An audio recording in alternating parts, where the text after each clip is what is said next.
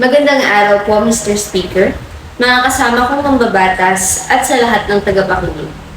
Ako po si Precious Rachel L. Santos, kinatawan ng Ususan, Taguig City.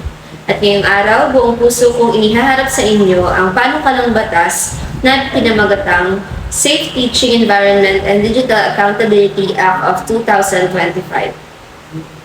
House Bill number 0901, a legislative measure advocating for teacher protection and digital accountability, aims to ensure that all educators work in a safe, respectful, and mentally healthy environment free from harassment and undue interference. This proposed act upholds the rights and dignity of teachers by addressing online abuse, promoting respectful parent-teacher communication, and ensuring teachers' academic autonomy in performing their duties. Ang bill nito ay isang hakbang para protektahan at bigyan ng respeto ang ating mga guro, hindi lang sa loob ng classroom kundi pati na rin sa online world.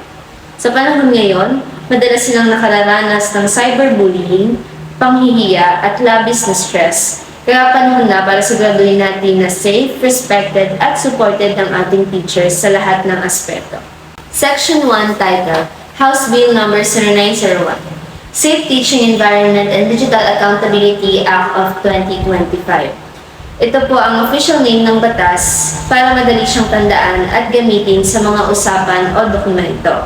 Kapag sinabing Safe Teaching Environment Act, alam na agad kung ano ang tinutukoy. Section 2, Declaration of Policy. The state recognizes the right of teachers to a safe, respectful, and professionally autonomous working environment. It is the policy of the state to protect educators from psychological abuse, digital harassment, and undue interference in their academic judgment, while promoting a culture of respect, accountability among students and parents.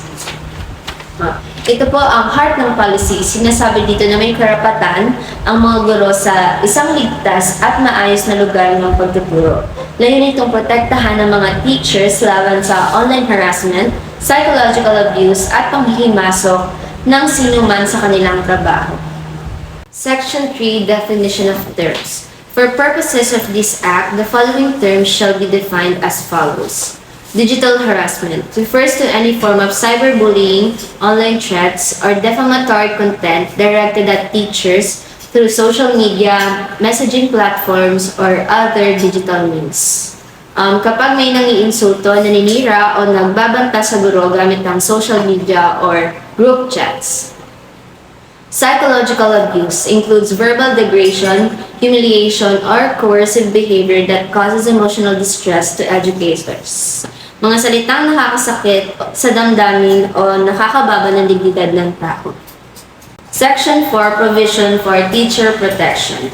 Anti-Digital Harassment Clause. Any student or parent who creates, shares, or promotes defamatory, threatening, or harassing content against a teacher online shall be subject to disciplinary action for students or legal sanction for parents, including fines and community service.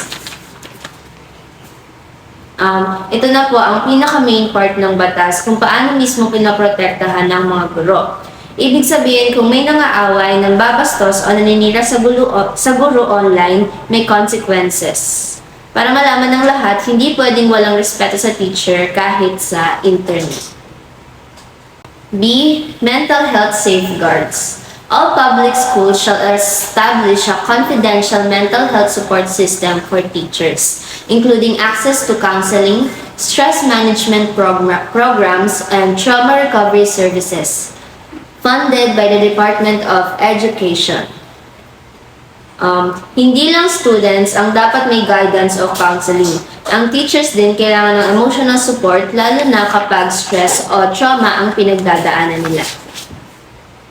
C. Academic Autonomy Guarantee.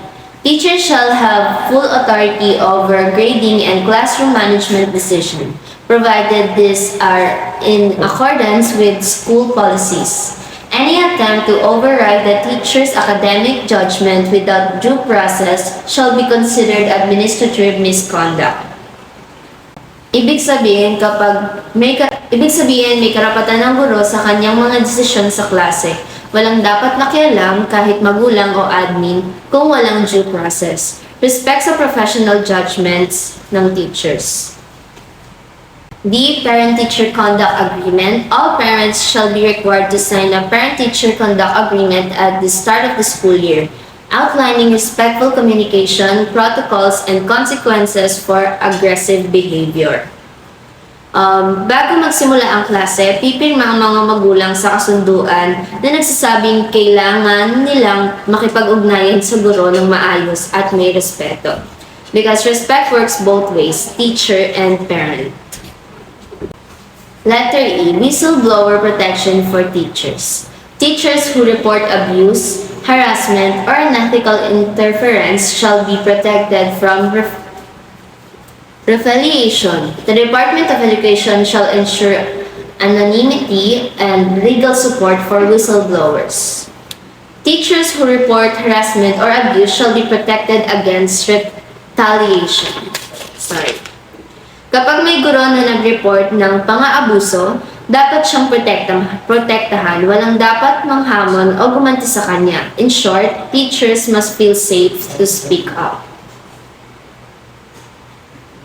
Section 6, Separability Clause. If any provision of this act is declared unconstitutional, the remaining provision shall remain in full force and effect. Simple lang, kung may isang parte ng batas na mai-invalid, tuloy pa rin ang visa ng ibang sections. Hindi mawawala ang buong law. Section 7, Effectivity. This act shall take effect 15 days after the publication in the official Gazette or in at least 2 newspapers of general circulation.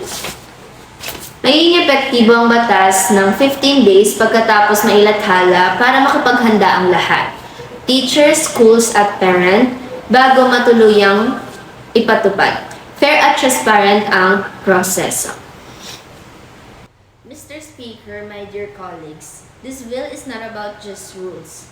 It's about respect. It's about protecting the people who shape the minds of our children, our teachers. Sa panahon ng social media, kailangan din nilang maramdaman na may batas na kakampi sa kanila. Kaya hinihiling ko ang inyong suporta sa panukalang batas na ito. Para sa mga guro, para sa kabataan, at para sa kinabukasan ng ating edukasyon. Maraming salamat po.